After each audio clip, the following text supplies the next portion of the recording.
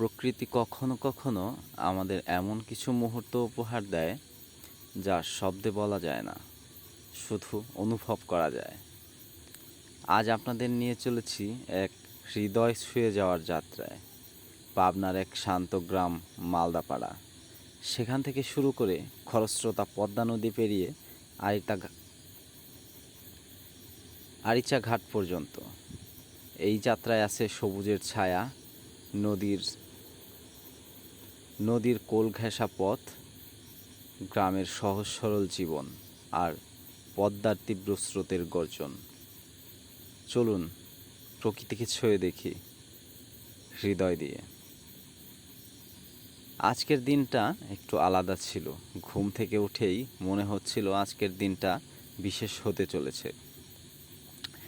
কারণ আজকে আমার গন্তব্য হতে চলেছে পাবনার বেড়া উপজেলা মালদাপাড়া গ্রাম থেকে পদ্মা পার হয়ে আরিচা ঘাট পর্যন্ত।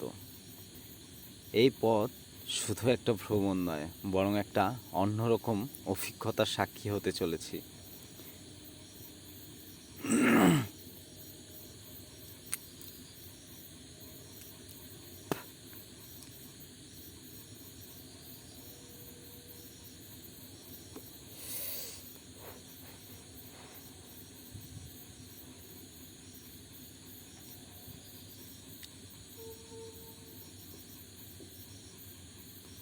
সকালবেলায় মালদাপাড়া গ্রামের শান্ত পরিবেশে দাঁড়িয়েছিলাম। চারিদিকে শুধু সবুজ আর পাখির ডাক। এখানকার বাতাসে যেন এক ধরনের সহজ সরল গন্ধ, যা শুধু গ্রামেই পাওয়া সম্ভব। চারিদিকে শুধু সবুজ আর পাখির ডাক। এখানকার বাতাসে যেন এক ধরনের সহজ সরল গন্ধ, যা শুধু গ্রামেই পাওয়া সম্ভব। প্রথম যাত্রা শুরু হয় এক ভ্যানে চড়ে। মাটির পথ ধরে আমরা এগোচ্ছিলাম বেড়ার দিকে।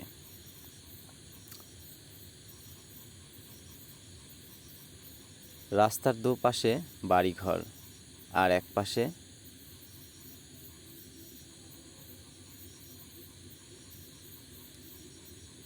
এক পাশে ঘরগুলোই পরেই রয়েছে নদী। আর নদীতে তাকাতেই দেখা যাচ্ছে চর। সব মিলিয়ে যেন একটা জীবন্ত পেইন্টিং।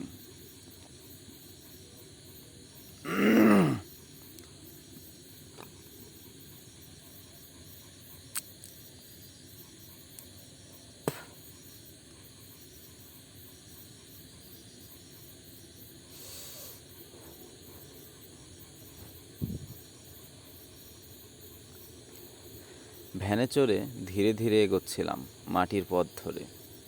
রাস্তার একপাশে যেন নীরবে বয়ে চলছিল নদী।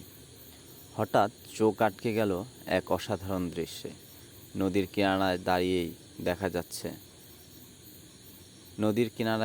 দেখা যাচ্ছে পানিতে তখন চরের কিছু অংশ ডুবে যাচ্ছে ধীরে ধীরে।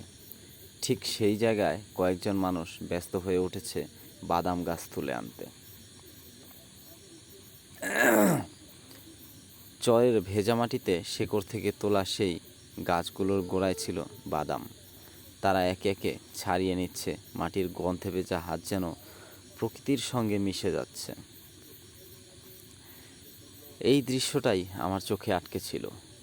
কিন্তু তার চেয়ে বিস্ময়কর ছিল নদীর ওপাশে দূরে এক ফাঁকা জলপথের মাঝে যেন মেঘের মতো ভেসে আসছে এক বিশাল দৈত্যকার জাহাজ।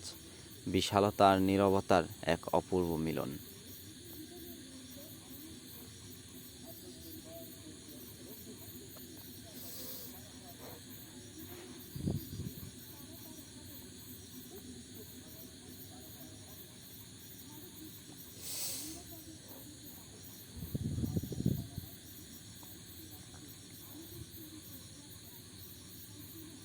আর তার সামনেই এক পুরনো ইটের ভাটা। বর্ষার জল এসে তাকে প্রায় ডুবিয়ে দিয়েছে।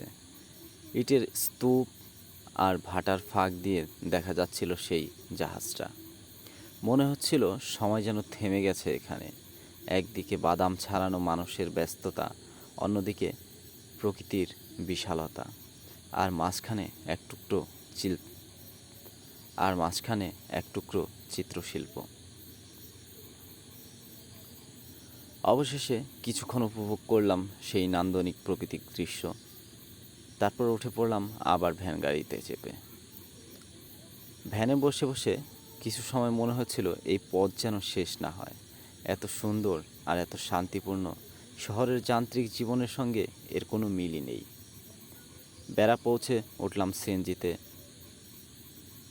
এবার যাত্রা কাজিরহাট ফেরিঘাটের দিকে।